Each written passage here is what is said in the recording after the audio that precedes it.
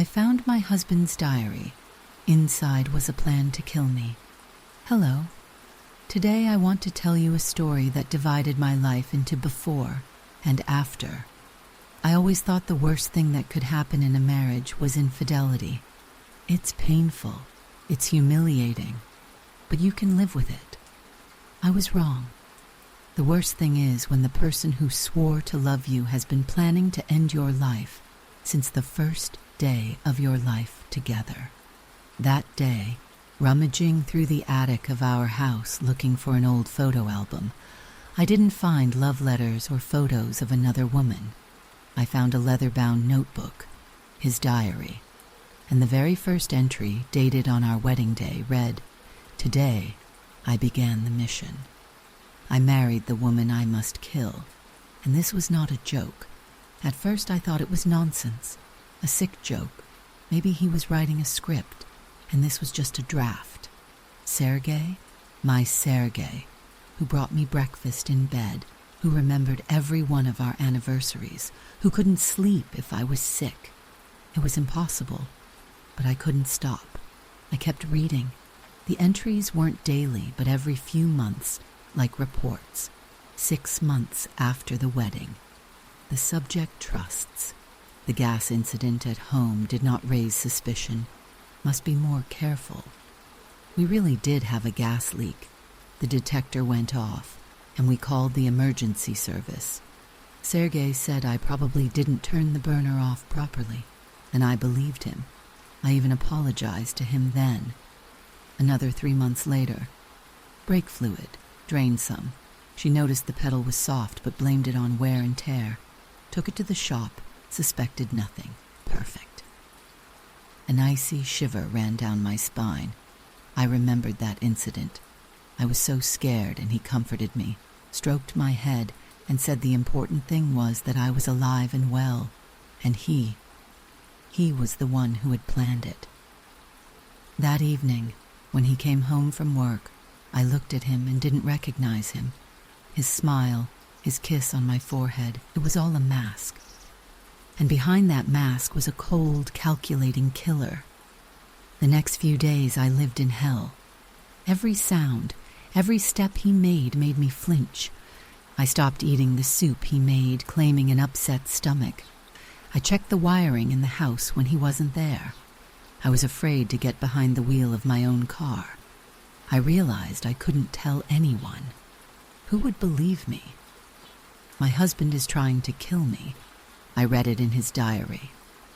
They'd lock me up in a mental hospital. Or worse, it would get back to him.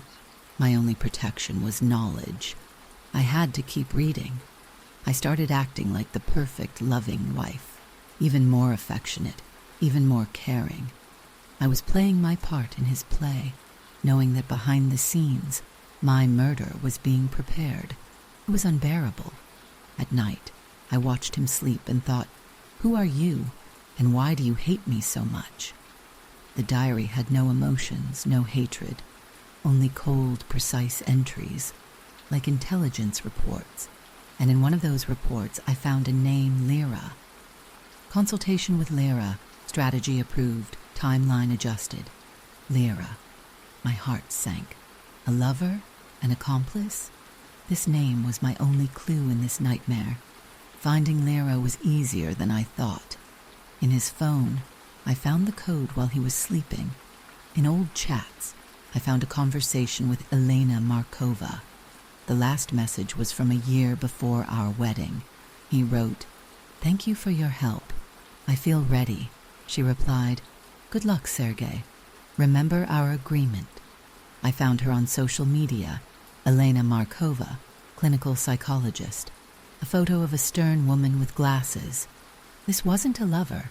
This was his psychotherapist. What was I supposed to do?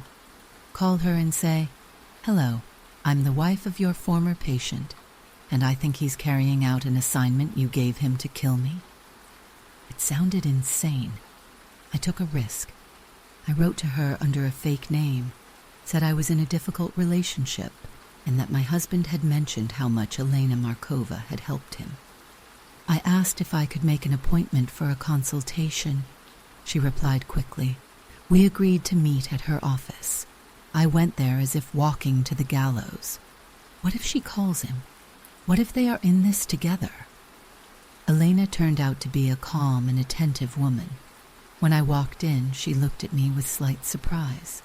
I sat down and, without letting her say a word, placed printed pages from the diary on the table.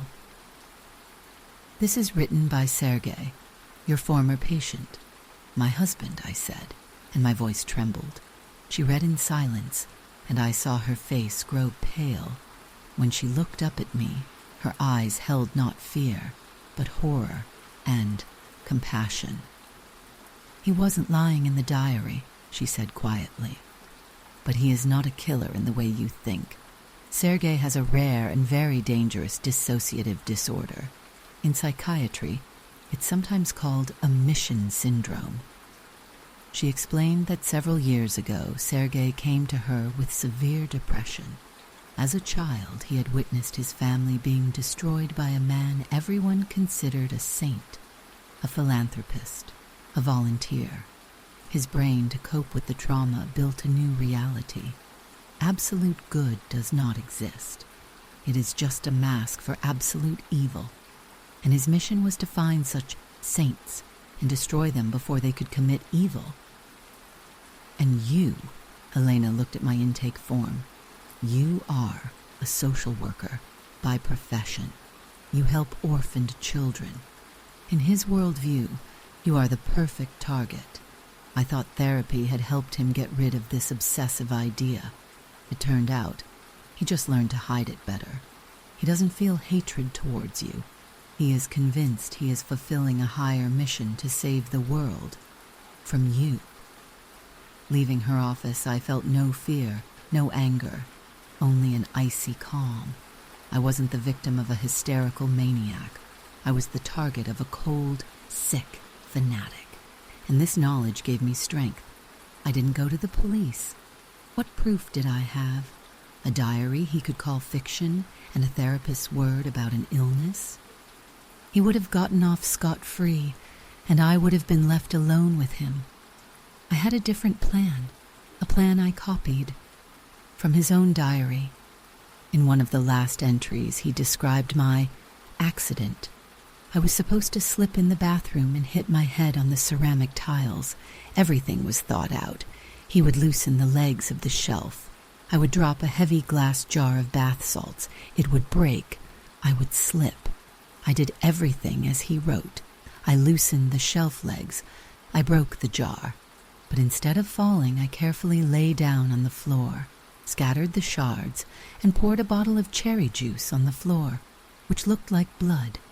Next to me, I placed his gloves, the ones he used in the garage with traces of that very brake fluid. Then I called the police and an ambulance, screaming into the phone in a broken voice that I had fallen, that I was dying, and I disappeared. I left through the back door, leaving my old life, my phone, my bank cards behind. Everything. A week later, from a cheap motel, I saw a short news segment. Man arrested on suspicion of murdering his wife, who miraculously disappeared after an accident. Evidence points to him. Sometimes I think about him.